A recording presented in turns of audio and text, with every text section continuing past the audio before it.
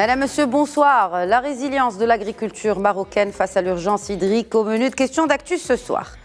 Grâce à Dieu, alhamdoulilah, il a plu ces dernières semaines et d'autres précipitations sont prévues dans les jours qui viennent, Inch'Allah.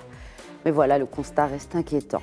Le taux de remplissage moyen des barrages est à ce jour à 32,3%. Il y a un an, jour pour jour, il était à 33,4%, soit une baisse d'1%. Par région, le Nord affiche des taux très satisfaisants, frôlant les 100%. On ne peut pas en dire autant pour Bilwidan, qui affiche un taux de remplissage de 18,7%. Celui de Massira ne dépasse guère les 3,6%, soit la moitié de ce qu'il affichait ce même 25 mai en 2022. Autre date à retenir, le 27 avril dernier, le ministère de l'Agriculture a annoncé un cumul pluviométrique de 207 mm, soit une baisse de 36% par rapport à une année normale. Mais la campagne en cours enregistre, elle, et c'est une bonne nouvelle, une hausse de 13% par rapport, en tout cas, à la campagne précédente. Non pas à une campagne normale, mais à la campagne précédente. Certaines questions s'imposent. Jusqu'à quelle mesure l'offre peut-elle répondre à la demande? Quels sont les effets des dernières précipitations sur notre agriculture nationale? Aussi, quels sont les risques de l'assèchement de certains barrages et comment l'agriculture marocaine peut jouer ses rôles, économique et puis surtout social, sur fond d'une gestion résiliente de l'or bleu? Pour répondre à nos questions, j'ai le plaisir d'accueillir sur le plateau de questions d'actu le président de la Fédération nationale de la minoterie, Moulay Abdelkader Alaoui. Bonsoir et bienvenue à vous sur ce plateau. Bonsoir, Lella Khadija. Et une joie renouvelée d'accueillir professeur Larbi Zgdouni, ancien professeur à l'Institut agronomique et vétérinaire Hassan II l'IAV. Bonsoir professeur Zgdouni. Bonsoir Khadija. Un plaisir renouvelé de vous accueillir. Merci pour l'invitation. Marhaba. Alors messieurs, on commence par un point agricole ou pluviométrique, parce que de toute façon, c'est un peu l'histoire de la poule et des œufs. On commence par l'eau ou par l'agriculture? Professeur Zgdouni, un point sur l'eau. Un point sur l'eau parce que l'agriculture dépend de l'eau.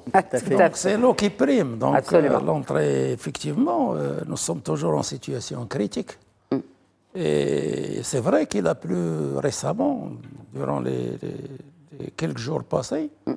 Mais il ne faut pas non plus se leurrer. Ce n'est pas ces pluies-là qui vont changer d'une manière significative la donne qui prévaut depuis quelques années déjà, qui se dessine déjà depuis quelques années et qui se confirme de plus en plus, c'est que nous sommes véritablement dans une situation sérieuse de stress hydrique, et voire même de déficit hydrique, ce qui fait que le peu d'eau, tant mieux. On va revenir peut-être dans le détail sur les retombées des dernières pluies sur le secteur dans son ensemble. Mais d'ores et déjà, j'aimerais quand même insister sur un point. N'abusons pas non plus de l'excès d'enthousiasme. La situation reste très sérieuse pour notre pays. Oui. Donc, il ne faut pas changer de cap. Elle reste très sérieuse pour certaines régions, parce que quand on voit, et je le disais dans mon introduction, et je vérifiais aujourd'hui les chiffres journaliers du remplissage des barrages, on a des barrages qui sont à 97%, par exemple celui de Tanger, chez Aouen pareil, en tout cas tous les barrages qui sont au nord du royaume se portent très bien. Mais il faudrait raisonner en termes de quelle est la capacité cumulée de ces barrages dans les parties nord du pays. Oui. Il y a de grands barrages qui sont quasiment vides, mis à part l'Ouhda, qui est autour de 50-60%. Mais quand on évoque Bilwidan, le Massira, c'est quand même parmi Quand on dit qu'un barrage, on parle d'un taux moyen de 32%, c'est ce que je disais, ce sont tous les barrages du royaume. Voilà, exactement, c'est le cumul. C'est une moyenne, exactement. Et ça varie entre 100% et 0%. Il y a des barrages qui sont entre 0 et 1%. Bien sûr. Alors, quand on dit, par exemple, par région et par barrage et par importance pour l'agriculture. Voilà. Quand on dit un barrage comme celui de Massira qui a 3,6% de remplissage, c'est Alaoui dit que c'est grave. Bien sûr. C'est grave pour qui et pourquoi? D'abord, vous avez le périmètre, un périmètre aussi important que celui de Kouala, qui est privé d'eau d'irrigation à partir du barrage depuis 3 ou 4 ans. Exact. Il est approvisionné Et barrage de Massira, il approvisionne aussi, il ne faut pas l'oublier, la moitié sud de Casa, le Casablanca Sud, le grand Casablanca Sud.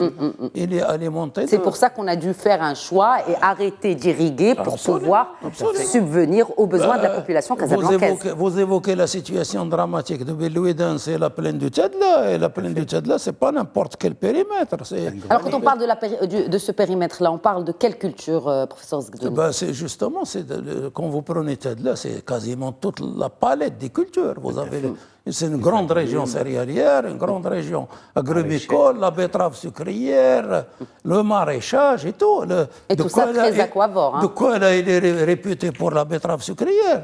C'est le top de la productivité betteravière dans notre pays. Il y a l'élevage laitier dans les deux périmètres. Je veux dire, c'est ces deux périmètres qui pèsent beaucoup. Il ne faut pas le négliger. C'est vrai, il y a des cultures quelque peu orientées vers l'export, mais ce sont deux périmètres qui produisent pour une large part pour approvisionner le marché intérieur. Notamment céréales. Les céréales, non, les cultures sucrières et la production laitière et les viandes rouges. Je voudrais m'arrêter sur la culture des céréales. Moulay Abdelkader Alaoui, qu'en est-il de la situation aujourd'hui? Est-ce que déjà ces pluies changent quelque chose pour la campagne? Est-ce qu'ils auront changé quelque chose pour la campagne, sachant qu'il a plu après l'annonce de Monsieur le ministre que la campagne est meilleure que celle de l'année dernière? En même temps, ça se comprend parce qu'il a plu plus que l'année dernière. Bon, écoutez, donc pour les céréales, la pluviométrie la plus importante, c'est celle après les semis, c'est-à-dire novembre-décembre. Et puis février, janvier, février, mars. Comme vous le savez, on a eu une pluviométrie assez importante qui a permis donc le lancement de l'opération semis. Mais puis par la suite, il y a eu une sécheresse à un stade où les céréales étaient donc montaisantes, du bémontaisant, il n'y a pas eu de pluie. Et ça a impacté très négativement, si vous voulez, l'évolution de la campagne céréalière. Quoi qu'on dise, bon, c'est vrai que cette campagne est meilleure que la précédente, mais il faut dire aussi que la précédente campagne, celle de 2022, était l'une des pires campagnes, enfin 2021 était l'une des pires campagnes que le Maroc ait connues. Depuis 1981, moi je me rappelle de la campagne 1981 qui était une campagne complètement ratée, et puis on a dû faire face à l'approvisionnement du pays en blé, en céréales, pour l'alimentation animale, humaine et tout ça. Donc aujourd'hui, donc avec 55 millions de quintaux, toutes céréales comprises, donc on n'est pas à l'abri, on n'est pas autosuffisant, donc on est toujours dans une démarche de suffisance d'importation, donc pour combler, si vous voulez, les besoins du pays, que ce soit en blé tendre, en blé dur, en orge. Qu'est-ce qui manque le plus? Écoutez, toutes les céréales manquent. Moi, je dirais que, rappelez-vous que durant l'année 2022, on a fait un record d'importation, rien qu'en blé tendre. On a dépassé les 50 millions de quintaux. On a importé plus de 7 millions de quintaux de blé dur et autant, plus je sais pas, plus de 20 millions de quintaux d'orge, de maïs. Donc on a effleuré, si vous voulez, les 100 millions de quintaux d'importation. Il ne faut pas oublier. Donc là, on est au tiers de notre consommation. Non, si on a besoin de 150 millions, non, écoutez, toutes céréales confondues. Donc il faut différencier. Donc il y a la consommation directe, il y a la consommation indirecte. Donc, vous savez que la consommation indirecte, c'est toutes les céréales qu'on transforme, qu'on écrase et qu'on consomme comme pain. La consommation indirecte, c'est toutes les céréales qui passent par les animaux, qui sont transformés en viande, en lait, en œufs et tout. Donc, aujourd'hui, la consommation du Marocain a évolué avec le temps. Nous sommes beaucoup plus consommateurs de viande blanche, de viande rouge, de poisson, de pisciculture et tout ça. Et on est toujours grand consommateur de pain, car ne l'oubliez surtout pas que le pain, pour le Marocain, c'est le signe de la sécurité sur la table. C'est la paix sociale. Vous savez que dans toutes les... C'est pour ça qu'il est subventionné, d'ailleurs. Oui, il est subventionné. Et moi, je voudrais ici rendre hommage à l'État marocain, qui a déboursé plus de 9 milliards de dirhams rien qu'en restitution pour le blé tendre. Qui est utilisé pour le pain pour les minoteries industrielles. Parce que vous savez qu'on a atteint, il y a eu une flambée, vous savez, il y a des éléments, l'imbrication d'un certain nombre d'éléments qui a vraiment aggravé la situation. Vous avez eu la Covid-19, et puis par la suite, il y a eu la crise ukraino-russe, et puis il y a eu la sécheresse 2020, de la campagne 2021, la campagne 2022, et tout ça a fait qu'il y a eu une flambée des matières premières, des intrants, de tout.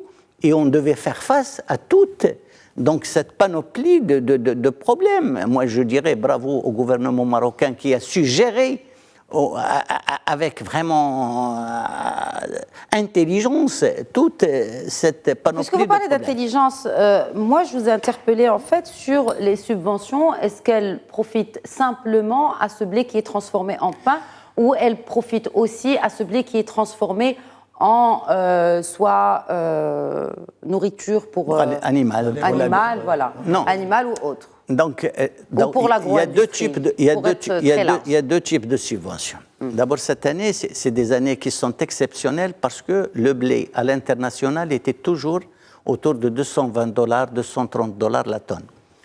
Depuis la Covid, donc déjà les marchés mondiaux ont flambé avec la Covid, avec l'augmentation des frais, avec la matière première. Et puis, on a dépassé pour la première fois le prix de référence au niveau national. C'est-à-dire que les blés à l'international étaient à $290, $300, etc. Et puis cette crise ukraino-russe qui a pratiquement déstabilisé tout le marché international. À côté de ça, il y a eu une sécheresse au niveau du Canada pour le blé dur, dont la production a baissé de plus de 30%. Et nous sommes passés d'un blé dur qui coûtait à $400 la tonne jusqu'à $725 la tonne. Le blé tendre qui était de 230, 240 est passé jusqu'à $500 la tonne. Et pour protéger effectivement le pouvoir d'achat des citoyens marocains, l'État a dû débourser de l'argent pour payer le gap entre le coût de revient de ce blé tendre qui est importé par des opérateurs et le prix de cession de ce blé tendre qui est fixé à 270 dirhams pour la minoterie. Donc, ce qui fait, à des moments, on est arrivé jusqu'à 250 dirhams le quintal de restitution. Et ce qui a fait que cette enveloppe a explosé. Mais cela a profité simplement. Je vais poser encore la même question. A profité absolument aux consommateurs. Bien sûr, quand vous voyez que la baguette de pain... D'ailleurs, la farine est le seul produit qui n'a pas connu d'inflation. C'est-à-dire que c'est le seul produit où les prix étaient stables jusqu'à présent. Donc le pain, les farines et tout ça, il n'y a pas eu d'inflation. Et ça, c'est grâce à l'effort de l'État. Et je le répète, et je rends hommage justement à cette politique pour la stabilité. Comme je l'ai dit tout à l'heure, le signe de sécurité sur la table, c'est le pain. Et quand on touche au pain, on peut toucher à tout. Voilà. Du coup, c'est pour ça qu'on débourse des milliards aussi. Absolument. Pour éponger ces différences de prix entre l'international et le national. Juste une précision, si vous permettez. Écoutez, alhamdoulilah, depuis 3-4 mois, donc on a constaté quand même une baisse substantielle des cours mondiaux. Aujourd'hui, le blé dur, grâce à Dieu, on est passé de $700 la tonne, on est sur des $400, $420, ce qui va se répercuter absolument sur tout ce qui est donc produit à base de blé dur, les pâtes, le couscous et tout ça. Donc le consommateur doit absolument sentir. Et puis pour le blé tendre, même le fardeau que l'État a assuré. Donc, les prix du blé tendre sont aujourd'hui traités entre $270, ce qui va permettre, et ça nous le souhaitons vivement, à ce qu'on ne payera plus de restitution. D'ailleurs, dernière circulaire, donc on ne parle plus de restitution, donc on attend à ce qu'on spécule, si vous voulez, sur les tendances du marché. Est-ce que les tendances du marché ne risquent pas d'être impacté par la sécheresse qui touche un gros exportateur, notamment vers le Maroc, qui est la France? Absolument, absolument. C'est pour ça que je parle de ce sujet. Donc aujourd'hui, on dit, bon, les marchés mondiaux, ils sont en tendance spéciale. Mais tout peut changer. Vous savez, les récoltes n'ont pas encore commencé au niveau de l'Europe, n'ont pas commencé au niveau de l'Amérique, et on n'a pas. Donc on peut toujours apprécier, mais le risque est là. Donc, nous devons... Si la France, c'est un pays comme la France, décide de ne plus exporter son blé. Écoutez, parce que imaginez que sur les 50 millions de quintaux dont j'ai parlé, on a importé plus de 35%, 40% en provenance de la France. C'est le marché qui est le plus proche.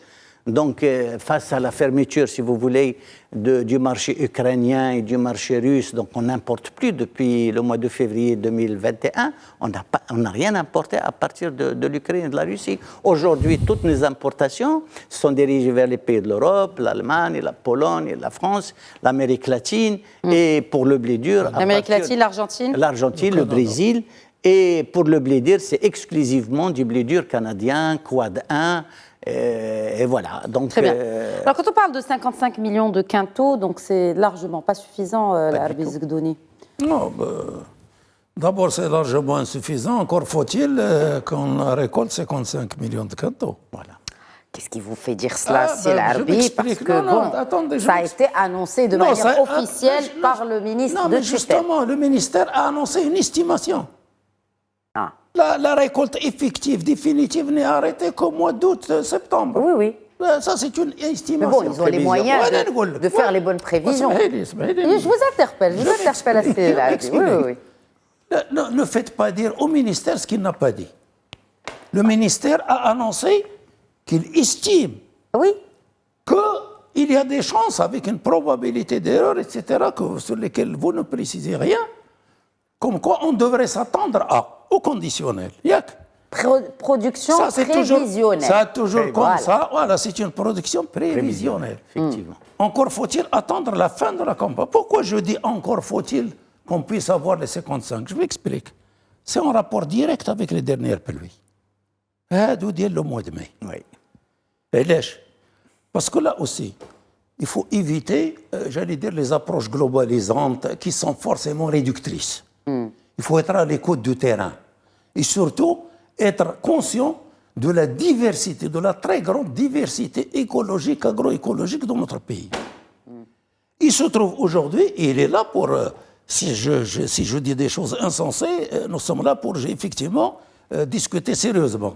Il se trouve que, date d'aujourd'hui, il y a encore des champs importants de céréales qui ne sont pas encore moissonnés. Tout à fait. Pas ce jour. Dans les montagnes. Pas ce jour. Il y a même en plaine. Il y a même des champs, qui ne sont pas encore moissonnés. Qu'est-ce que signifie cela? Justement. Avec des pluies. Ces pluies, je vais laisser de côté leur effet bénéfique. On va y revenir. Germination. Ils vont impacter la récolte. Oui. S'ils ne l'impactent pas sur le plan quantitatif, ils vont forcément l'impacter sur le plan qualitatif. C'est que l'humidité, et surtout qu'avec des pluies intenses, concentrées sur une courte période, prolongées d'un temps doux. Effectivement, c'est la germination. Un temps doux. Donc c'est des conditions propices pour le développement de moisissures, de champignons, et même la couleur du grain qui est encore dans les épis, et il est bien mieux placé que moi, parce que c'est un spécialiste de technologie alimentaire. Et donc, il est bien placé pour mieux apprécier que moi les effets de cette pluie sur la qualité du grain. Donc, point d'interrogation. Si on l'espère, avoir les 55 millions de quintaux en termes quantitatifs, il est fort probable, il est quasiment sûr que ça va affecter négativement la qualité du grain. Et donc, quand vous avez un grain de moindre qualité, il y a des barrières de son acceptation au niveau de la minoterie.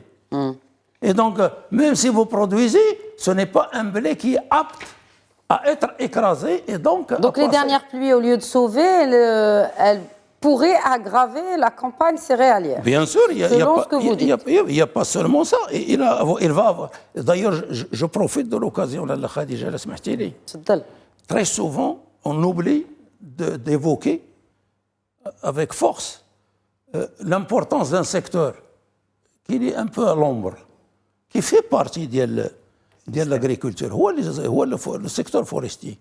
Vous allez être étonné pourquoi ces Zgdouni nous parlent des forêts.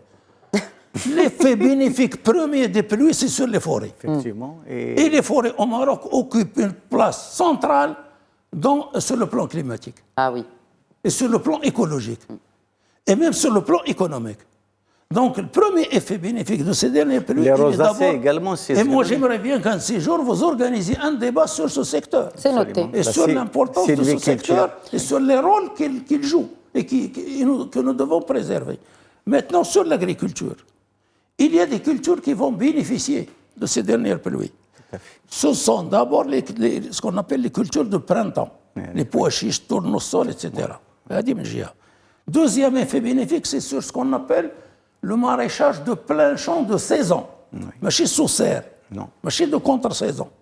Btata, le Gra, le Btir, de plein champ, ça va être bénéfique. Quoique le maintien de l'humidité, l'économie que les agriculteurs vont pouvoir faire sur le pompage de l'eau, et donc l'énergie, ils devront le dépenser pour les protections. Il va y avoir des maladies qui vont Un des effets bénéfiques de ces pluies, c'est sur l'arboriculture fruitière en général, notamment les agrumes dont la campagne est en devenir, et l'olivier. Sauf que là aussi, j'ai des faits avérés, c'est qu'à côté, à Hadabet, c'est des Slimane de l'Arbre, il y a une vague de grêle forte qui a abîmé les fruits. Et tout ça pour vous dire, évitons de faire des simplifications. La betterave sucrière, par exemple, dans le périmètre du Gharb, je laisse celle des Doukoula, les pluies vont lui être bénéfiques pour la canne à sucre, etc. Un autre effet négatif, inattendu, seuls les gens qui ont fait le terrain et qui sont à l'écoute des agriculteurs peuvent très souvent dire les céréales ont un rôle fondamental dans le système qui relie les céréales à l'élevage. Tout à fait. Par l'élevage, pour l'alimentation de cheptel, par les sous-produits. Il se trouve que d'habitude, quand on a une bonne récolte céréalière, les agriculteurs qui ont des élevages, ils font pâturer leurs animaux pendant un mois et demi sur les champs. Qu'est-ce qui va se passer maintenant avec les pluies? Ils ne peuvent pas lâcher leurs animaux sur les champs parce qu'il y a des risques de contamination, des infestations par des maladies, etc. Et donc, ils vont devoir débourser tout de suite de quoi supplémenter leur troupeau. Donc, il faut être à l'écoute du terrain pour prendre en compte de ces subtilités de l'agriculture marocaine. Alors, loin de moi de simplifier, si ce n'est du moins simplifier aux téléspectateurs la réalité du terrain, d'où ce genre de discussion qui est on ne peut plus d'actualité aujourd'hui. Alors, quand on parle de ces stocks c'est à Alaoui, est-ce que, même avec la campagne prévisionnelle, et on insiste sur le caractère prévisionnel des chiffres de 55 millions de quintaux, est-ce qu'il est rassurant? Le stock de blé. Bon, écoutez, moi je vais vous dire une chose, c'est-à-dire qu'avec la récolte de cette année, donc le ministère de l'Agriculture a fixé le prix de cession, si vous voulez, d'achat à l'agriculteur à 300 dirhams le quintal, face à un prix à l'international qui est de 310-320 dirhams au quintal. Mais, comme l'a souligné Selarbi Zgdouni, il y a un problème de qualité. Vous savez que cette année, il n'a pas plu, donc les poids spécifiques, c'est-à-dire que quand je parle de poids spécifiques, c'est le nombre de kilogrammes par hectolitre. Oui.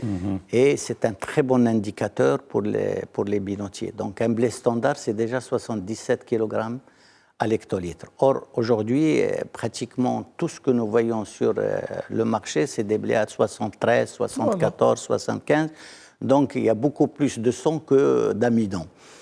Et en plus de ça, Zgdouni a parlé des effets négatifs des pluies tardives sur la céréaliculture. Ça, on le connaît, c'est la germination des grains. Donc, un grain germé, c'est un grain, donc c'est l'alpha-amylase, donc l'action de l'alpha-amylase. Et c'est un grain qui est difficilement panifiable. Voilà. C'est-à-dire quand vous panifiez, quand vous passez à la cuisson, donc l'amie, elle est collante. Et ça, c'est très négatif pour le boulanger, pour le minotier et tout ça. Et on est donc conduit à faire des coupages. C'est pour ça qu'avec un grain germé, on ne peut pas dépasser les 6-7%. C'est très difficile. Donc, face à un marché qui est très concurrentiel, face à des exigences du consommateur, vous êtes aujourd'hui obligé de mettre sur le marché des produits panifiables, des produits variés. Croyez-moi, nous sommes le seul pays, peut-être au monde, qui fabrique plus de 14 produits différents de blé tendre pour répondre à un panel de demandes de tous les consommateurs. Donc la viennoiserie, la pâtisserie, le fino, la farine de luxe, la farine de ronde, la farine spéciale. Donc on a toute une panoplie et ce sont ces exigences aujourd'hui des consommateurs marocains qui nous poussent effectivement à diversifier, contrairement à d'autres pays voisins. Aujourd'hui, ce sont des opérateurs privés qui font le marché, qui achètent au marché international et qui diversifient, si vous voulez, les origines pour mettre sur le marché des produits nobles, de grande qualité et pour se positionner par rapport à la conduite.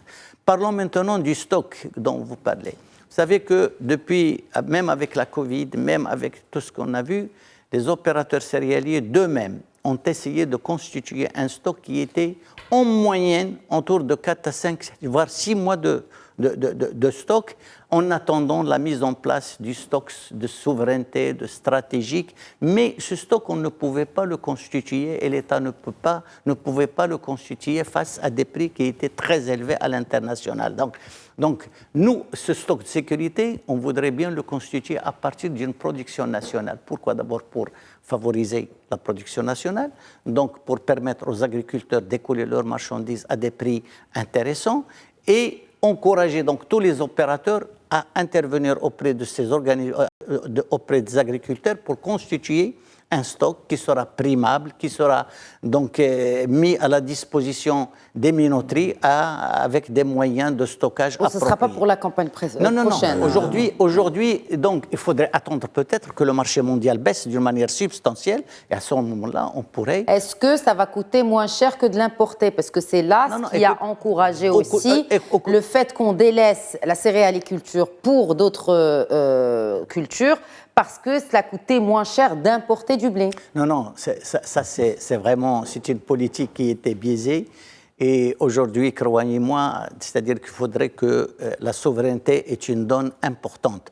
Aujourd'hui, produire ses besoins, aujourd'hui, on n'est plus à l'abri des aléas. Est-ce qu'on a les moyens de nos ambitions, notamment hydriques? Est-ce qu'on a les moyens hydriques de nos ambitions? Et là, je voudrais revenir, parce que là, vous rejoignez cette déclaration de Cessa Diécré, du ministre de l'Agriculture, qui annonce que le Maroc va doubler, ou en tout cas compte doubler, la production agricole tout en utilisant moins d'eau. Justement, en parlant de céréaliculture, qui consomme beaucoup d'eau, qui consomme beaucoup d'eau, écoutez, il n'y a pas d'autre culture qui ne consomme pas d'eau. Donc, comme a dit Zgdouni, l'agriculture, c'est l'eau d'abord. Ouais. Donc, le facteur limitant de toute agriculture, c'est l'eau. Et aujourd'hui, la céréaliculture, il n'y a pas que le problème d'eau. Moi, je dirais qu'il y a un autre problème, c'est le statut juridique de nos terres. Vous savez qu'on tend vers une atomisation des exploitations agricoles. Vous savez que dans le temps, ces données pourraient me corriger, donc on avait 60% des superficies étaient moins de 5 hectares. Aujourd'hui, nous avons plus de 80% de superficies qui sont moins de 5 hectares. Est-ce que le plan Maroc Vert ne devait pas répondre à cela? Absolument, donc c'est ce que nous demandons. Est-ce qu'il l'a fait? Est-ce que ce plan Maroc Vert a répondu à cela? Ou, comme vous venez d'en attester, la situation a empiré? Écoutez, on a toujours dit qu'il faut sortir une loi qui interdirait donc le morcellement des terres. Il faudrait créer peut-être des coopératives familiales pour permettre donc de garder la globalité des terrains. Parce que sur 1 hectare, vous me dites faites de la céréaliculture, je vous dis mais c'est insensé. Oui. C'est insensé. J'aurais peut-être à faire une autre culture, les fruits rouges. Et les agrégations dans tout ça? Écoutez, les agrégations, d'ailleurs, on en discutait en coulisses. Bon, j'étais pas là. Oui, vous n'étiez pas là. J'étais pas là en coulisses avec vous. On en a parlé, donc le ministère de l'Agriculture, donc l'ADA, avait lancé toute une opération d'agrégation, mais vous savez, pour les céréales, c'est très compliqué. Ce n'est pas comme la betterave à sucre, où vous avez des utilisateurs qui sont identifiés, qui sont là. Au niveau des céréales, vous avez une multitude d'intervenants. Imaginez, moi je suis minotier, je fais une agrégation avec un ensemble d'agriculteurs, c'est-à-dire je finance... Comme pour le lait Oui, je finance, c'est-à-dire les facteurs de production, semences, les engrais et tout. Et au moment de la récolte, quand il y a une très bonne récolte et que les prix sont à la hausse, eh bien, les gens qui se sont agréés, même s'il y a un contrat, ils te disent que mes rendements... Et peut-être qu'il fait du 40 quintaux à l'hectare, il te dit, moi, je n'ai fait que 20, ou il va vendre à quelqu'un d'autre. Et ça, c'est un problème véritable. Donc, il faudrait qu'on s'inscrive dans des contrats qui soient contraignants pour les uns et pour les autres. Aussi bien pour l'utilisateur que pour le producteur. Pour résumer, il faut un cadre légal par rapport à cela. Mais bien ficelé. Bien ficelé. Pour pouvoir aspirer à Absolument. être autosuffisant en céréales on et notamment en blé. On peut l'être. Vous dites qu'on peut l'être. On peut l'être. Malgré le stress hydrique. Bon, écoutez, le stress hydrique, personne ne peut rien faire. Mais le stress hydrique, il faut qu'on soit efficient aussi. L'efficience, c'est une politique d'eau efficiente. Pardon. Non, vous parliez totalement... Il y a le goutte à goutte. Il y a des milliards qui ont été dépensés pour aider les agriculteurs à se munir il faudrait de qu'on systèmes de goutte à goutte. dans des irrigations complémentaires, des irrigations d'appui. Il faudrait qu'on adopte une politique efficiente en utilisation d'eau. Vous parliez tout à l'heure des barrages. Donc l'eau des barrages, il doit être destiné à l'agriculture. Aujourd'hui, on parle de dessalement d'eau de mer. Donc le dessalement de mer, c'est pour l'approvisionnement des grandes cités en eau. Et toute l'eau qui était utilisée donc, pour les populations des grandes cités peut être transférée vers l'agriculture. Mais là encore, il faudrait que cette irrigation soit une irrigation maîtrisée, une irrigation localisée et une irrigation efficiente et efficace. Voilà. Si vous permettez. Oui, bien sûr, c'est la juste quelques commentaires sur un certain point que vous avez évoqué rapidement. La question de la configuration structurelle de notre agriculture. Comme quoi, il y a le risque d'émiettement, d'éclatement des exploitations agricoles, que le fait que nous ayons une grande proportion de petites exploitations, ça constitue un frein en soi, je ne le pense pas, personnellement.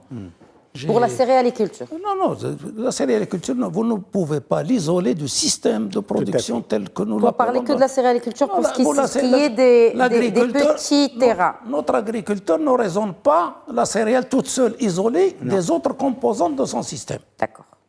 Il a un système avec lequel il fonctionne une logique.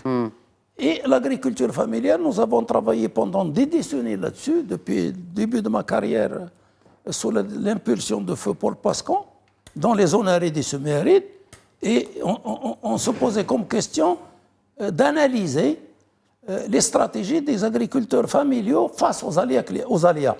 Et d'ailleurs, Paul, Allah yarhamou, parlait de 3 types d'aléas. D'abord, on se focalise juste sur l'aléa climatique. Lui, il parlait de 3 types d'aléas. Et on avait commencé à les analyser. L'aléa climatique, bien entendu, il est essentiel, il est important, il est prépondérant. Il y a l'aléa du marché et il y a l'aléa administratif. Je vous donne un exemple. D'abord. C'était quand?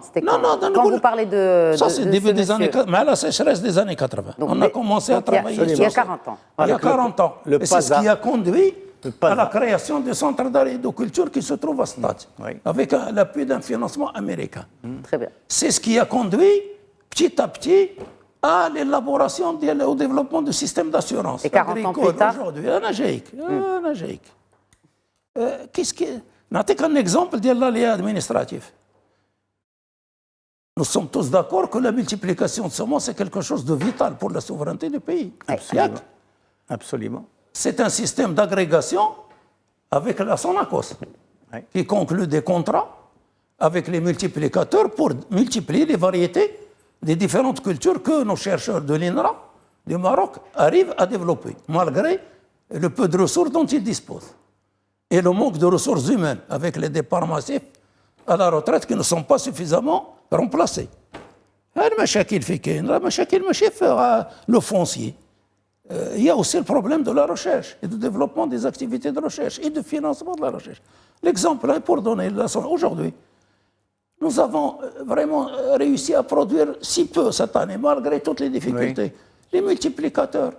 Ils voulaient moissonner leurs céréales, la Sonacos leur dit non, vous ne récoltez pas tout de suite parce que je ne suis pas encore je n'ai pas encore ouvert la saison de collecte.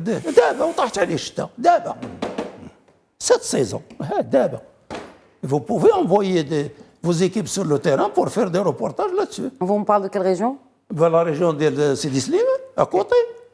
D'une société connue, 1200 hectares. C'est une grosse entreprise qui a fait la multiplication de semences sur 1200 hectares. Et quand ils ont voulu moissonner parce que le blé était prêt. À la récolte, on leur dit, je n'ai pas encore préparé la sécheresse. Donc ça, c'est administratif.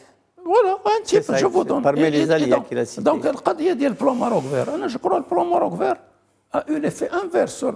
Il a impulsé, il a accéléré, il a amplifié l'éclatement des exploitations agricoles. Carrément. Et je vous donne des illustrations, des faits. Déjà comment? Tout le monde parle avec des faits. du Millennium Challenge, il a financé à hauteur de 750 millions de dollars. Exact. Dont 350 pour le projet arboriculture fruitière. C'est moi qui ai piloté l'évaluation finale de ce projet pour le compte de l'Université de Chicago, qui a eu l'évaluation. Un des effets,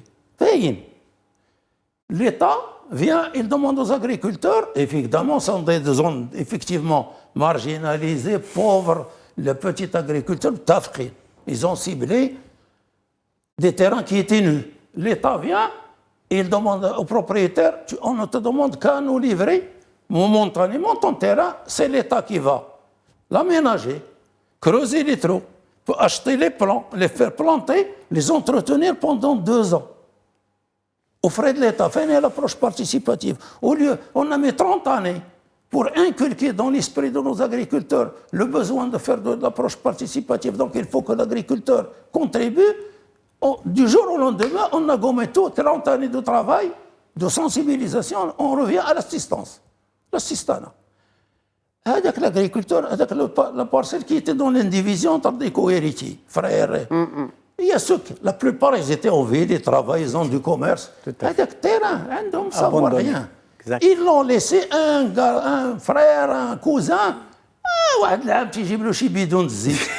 L'État vient, il fait passer la valeur de ce terrain de 10 000 dirhams, 100 000 dirhams, la valeur, par l'investissement. Oui, ben oui, c'est normal. Ben évidemment, les co-héritiers demandent leur part, et c'est comme ça que les politiques publiques contribuent par ce qu'on appelle dans notre jargon les effets pervers, inattendus, au résultat inverse. Alors pour l'irrigation. Le goutte à goutte, pareil. Pour l'irrigation, justement. On a prévu, on annonce un plan de 40 milliards de dirhams supplémentaires pour le soutien à l'irrigation dans le cadre du plan Génération Green, parce qu'on a parlé du plan Maroc Vert. Et ces 40 milliards seront répartis donc sur 10 ans, 2020-2030, comme le stipule cet agenda ou cet échéancier du plan Génération Green. Donc ça fait une moyenne de 4 milliards par an. Comment éviter de tomber dans le piège de la mauvaise utilisation de l'irrigation, notamment par le goutte à goutte? Ben, il faut d'abord stopper ça. On ne peut pas... Ce que vous dites là, vous dites qu'il faut stopper l'irrigation au goutte à goutte? Ben oui. Je vous donne un exemple, là aussi. Oui. Ah ben évidemment. Aujourd'hui, le peu d'informations dont nous disposons et qui changent tout le temps d'ailleurs, quelle est la surface soi-disant on irrigue, ماشي irrigué. Là aussi, susceptible d'être irrigué. راه فين les glissements. راه c'est هنا شوف. Enfin, le sujet n'est pas effectivement drôle, on en rigole, mais effectivement, le diable réside dans le détail. Bien sûr. Or, on ne s'arrête pas assez dans les grands périmètres irrigués, les grands périmètres irrigués de Maghreb, بحال الغرب, بحال دكوالة, Chaouia. شوف تما quand les agriculteurs mettent les céréales, et ils sont importantes pour ces agriculteurs, et ils occupent une part importante. Quand il pleut, ils n'irriguent pas. Absolument, ils n'irriguent pas. Quand ils utilisent l'eau du réseau d'irrigation, c'est une irrigation de complément. واش عنده الماء سيدي ربي فابور هو يمشي يجيب يدير l'office ويخلصوا. L'irrigation d'appoint. الله يهديكم. راه c'est des raccourcis qui nous amènent à des débats de fous. Passez-moi l'expression. Il faut savoir de quoi on parle. Il faut connaître le terrain. Et donc là, aujourd'hui, on estime qu'on a autour de 1 600 000, 1 700 000 hectares susceptibles d'être irrigués. Et on s'en félicite. Et ça, c'est le plan, grâce au plan Maroc Vert. On doit s'en féliciter. Sauf qu'il y a une donne grave, nouvelle, qu'on a créée avec les investissements, les subventions massives du plan Maroc Vert. Aujourd'hui, nous avons entre 600 et 700 000 hectares sur 1,6 million, 1,7 million hectares d'irrigation privée individuelle hors contrôle. Oui. Tant qu'on avait notre 1 million d'hectares dans les grands périmètres d'irrigation, ou les périmètres de petites et moyennes hydrauliques PMH, c'était des systèmes d'irrigation à usage collectif, sur lesquels l'État avait la main. Effectivement. Le département de l'eau, il contrôle les lâchers d'eau. Et les offices contrôlaient l'usage de l'eau dans les périmètres. Voici les contrôles, chacun avec son puits ou son forage. Effectivement. Le danger. Et c'est ces pratiques-là qui font que de grands périmètres irrigués avec des potentiels énormes, au niveau desquels notre pays a beaucoup investi depuis le démarrage à la fin des années 60, sous la direction de Feu Hassan II, la politique de 1 million d'hectares, voilà ce qui conduit à se retrouver aujourd'hui. Vous avez des périmètres aménagés qui ont coûté beaucoup d'argent à la collectivité nationale, qui sont assoiffés, et dessus, on a greffé un système d'irrigation hors contrôle. Donc aujourd'hui, la question qui se pose, est-ce qu'on doit continuer à avoir ces périmètres de grande irrigation ou faut-il basculer vers un autre système d'irrigation individuelle, encore faut-il poser les règles, les lois pour réguler, pour gérer, etc. Est-ce qu'il faut revoir la répartition des cultures aussi Je termine là-dessus. Oui. La Green Generation ne prend aucune considération à la Qu'est-ce qui vous le fait dire? Les documents de la Green Generation, est-ce qu'elle parle de cette problématique de l'irrigation? C'est le plan Maroc vert. Green Generation, c'est la phase 2 du plan Maroc vert. La phase 2. C'est le prolongement. Avec quelques petites corrections. Il y a eu un bilan, parce que moi j'ai fait quelques petites recherches sur le plan Maroc vert. C'est de l'auto-évaluation faite par les services du ministère, avec soi-disant les organisations professionnelles. D'ailleurs, je viens d'apprendre, encore faut-il le vérifier, qu'enfin, le Parlement a accepté, la majorité a accepté d'instituer une commission d'évaluation du plan Maroc vert. Exactement. Et voilà. Alors, est-ce qu'il faudrait aussi penser, puisqu'on parle de résilience et il nous reste peu de temps, on parle de résilience, est-ce qu'il faudrait tendre vers une irrigation de résilience et surtout, c'est Alaoui, une nouvelle répartition des cultures par région? Bon, écoutez, d'ailleurs, dans les contrats-programmes que nous avons signés, donc, que la FIAC a signé avec le ministère de l'Agriculture, dans le cadre de la Green Generation, on parle de bassins céréaliers. C'est-à-dire qu'au lieu de 4,5 millions d'hectares de semis, on parle de 3,5 millions d'hectares, c'est-à-dire les zones à haut potentiel céréalier, comme a dit ici l'Arbi, donc le Gharb, le Sayès, la Chaouia, Doukala et tout ça. Et partant de là, donc, recourir donc, à de nouvelles variétés donc, qui sont résistantes à la sécheresse, rustiques, et à haute valeur technologique et boulangère, pour lesquelles répondent, d'ailleurs, nous l'avons constaté, nos minotiers, depuis plus de 6-7 ans, donc nous avons des blés de très bonne qualité, alors que par le passé, on ne pouvait pas incorporer plus de 20%. Aujourd'hui, avec les nouvelles variétés de blé tendre, qui sont des variétés donc, à haute valeur boulangère, on peut aller jusqu'à 50-60%, ce qui est extraordinaire. Pour le blé dur, vous savez qu'aujourd'hui, au niveau de toutes les semouleries, c'est du blé dur canadien. Alors, bien que on dit que le blé dur marocain a migré son visa au Canada depuis les années 70. Qu'il est de très bonne qualité. Ben oui, très bonne qualité. Donc, nous apportons du blé dur, mais cela n'empêche pas, comme mettre sur le marché avec, comme dit, donner la recherche agronomique, mettre en place la recherche pour développer avec les semoulers, avec notre fédération, des variétés de blé dur qui peuvent répondre aux besoins de nos semoulers. Donc, voilà la question. Il ne faudrait pas aussi utiliser la recherche au-delà de la semence, je reviens au point initial, pour la gestion résiliente de l'eau. Parce que des fois, on irrigue, même avec le goutte à goutte, mais on n'a pas idée du taux d'humidité de la terre, par exemple. Absolument. Je ne suis pas professionnelle, mais effectivement, ce sont les recherches qui ont Donc, il faut des céréales à court cycle, donc qui résistent à la chaleur. Vous savez que par le passé, on moissonnait toujours au mois de juin.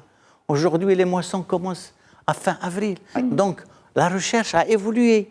Et donc, pour sauver les cultures, il faudrait qu'on choisisse des cycles très précis où nous avons beaucoup plus de chances de recevoir une pluviométrie importante. Vous savez que, comme a dit, les pluies de fin de printemps, c'est des pluies qui sont bénéfiques, c'est sûr, pour d'autres cultures, les rosacées, l'olivier, les cultures de printemps, etc. Mais on ne peut pas faire d'omelette sans casser d'œufs. Évidemment, il y a des points négatifs aussi. Donc, comme a dit, les pâturages, la paille qui est restée sur la daille et qui risque de moisir et qui risque d'être transmissible de maladies. Donc, tout ça, nous devons veiller à ce qu'on se positionne d'une manière intelligente pour pouvoir assurer, bon gré, mal gré, sécuriser une production céréalière qui avoisinerait les 70 millions de quintaux chaque année, en recourant donc à une utilisation efficiente de l'eau, à une utilisation de semences et de variétés de blé, d'orge, etc., qui peuvent s'adapter donc aux conditions édapho-climatiques de chaque région. Voilà.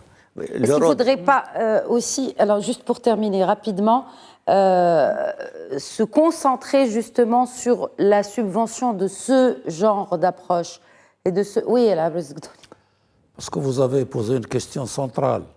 Et malheureusement, ça fait... Personnellement, j'ai participé à des réflexions sur cette question, à l'aqal, depuis début des années 90. À l'époque, aussi, Mziane Ben Lafqi était pour la première fois au département du ministère de l'Agriculture. Avec Saad Al-Adib Al-Hafi, Allah Tawal Amro, Baqi. À l'époque, il était secrétaire général. Et plus tard, il va revenir Mziane ou Al-Hafi. À l'époque, 93-94, dans la foulée de l'engagement de la première réflexion sur une stratégie de développement rural, voilà une dimension qu'on oublie. On raisonne toujours de l'agriculture au Maghreb d'une manière isolée de la question rurale. Pas du tout, il y a 174 000 postes d'emploi qui ont été détruits en milieu rural en 2022. Non, vous m'avez mal compris. Je veux dire par là, la question de l'agriculture ne peut être résolue par la seule agriculture. L'agriculture a besoin d'un développement rural. Pour soulager la pression sur les ressources agricoles, on a besoin, de valoriser les produits agricoles par la transformation pour créer de valeur ajoutée. Tout à fait. D'où l'augmentation de l'amélioration des revenus au bénéfice des agriculteurs. Et de créer, à côté de l'agriculture, dans les zones rurales ou dans les petits centres émergents relais, des alternatives d'emploi et de revenus pour que les ruraux vivent mieux et restent à proximité. Ça a été rappelé par le souverain dans l'un de ses discours et dans le nouveau modèle de développement qui est mis entre parenthèses. 93-94, on avait recommandé, et ça reste une question d'actualité, à l'élaboration d'une politique territorialisée agricole. Il faut dire que telle région, voilà la vocation dominante, et cette politique doit être accompagnée, comme l'avait si bien dit Saad Al-Adib Al-Hafi, les premières journées d'études en 1994, il faut que ce soit une politique sélective et discriminatoire. Ça veut dire... Non, il y a beaucoup de gens qui ont mal compris. J'explique. Sélective, ça veut dire... ça veut dire que l'État choisit d'une manière souveraine les priorités et les cultures et les spéculations à développer dans le pays. Deux, je n'encourage pas chaque culture dans toutes les zones. Je suis discriminant. J'encourage, je subventionne là, mais je ne la subventionne pas ici. Voilà, répartition des subventions, partout, la même chose. Voilà, pour une meilleure répartition des cultures. Et donc, en fait, pour clore... Juste pour clore... Bien, moi, je dirais que donc, la minoterie est le maillon central de la filière céréalière. Car, in fine, tout passe, c'est-à-dire tout ce qui est blé tendre, tout ce qui est blé dur, il passe par la minoterie industrielle ou la minoterie artisanale. Aujourd'hui, le secteur de la minoterie est l'un des secteurs les plus organisés et il ne date pas d'aujourd'hui. La fédération, donc, elle a été créée en 1937, tout comme l'ONICL qui a été créée en 1936. Aujourd'hui, nous sommes un secteur qui a fait beaucoup d'efforts au niveau de l'encadrement. Aujourd'hui, on peut être fier que nous avons un centre d'études et de recherche en industrie céréalière et qui a commencé en 1993 par la construction d'une école de meunerie, des laboratoires qui sont aujourd'hui agréés par l'ONSA, un centre de recherche et développement en pâte et couscous. Et pour boucler la boucle, nous avons inauguré dans le cadre du programme Charaka une école de boulangerie, pâtisserie, chocolaterie, tout ça pour valoriser. Donc, que ce soit la matière première, pour Nous avons même dédié un laboratoire à la recherche. Variéta, nous avons fait beaucoup de choses avec l'INEA, nous faisons beaucoup de choses avec les industriels. Et tout ça, c'est pour promouvoir et valoriser, que ce soit notre production ou ce que nous produisons. Voilà le nouveau deal. C'est important. Voilà. Merci beaucoup, Moulay Abdelkader Alaoui, président de la Fédération nationale de la minoterie. Merci d'avoir participé au débat. Je vous en prie. Et merci à vous également, professeur Larbi Zgdouni, pour l'ensemble de vos éclairages. Et moi, vous m'avez donné l'occasion de rencontrer un ami de promotion que je n'ai pas vu depuis 1978. Et ça fait plaisir de le revoir en bonne santé, toujours rayonnant, toujours... Et c'est l'un des rôles, justement, de cette émission qu'on ne cite pas, peut-être. Certes, c'est bien sûr de vous informer et en toute objectivité et d'analyser vraiment les choses en toute parcimonie, mais aussi d'être sba, comme on dit, et la raison de rencontre d'anciens collègues. Voilà, en tout cas, je vous remercie pour votre fidélité à cette émission. Très bonne soirée à tous. Merci.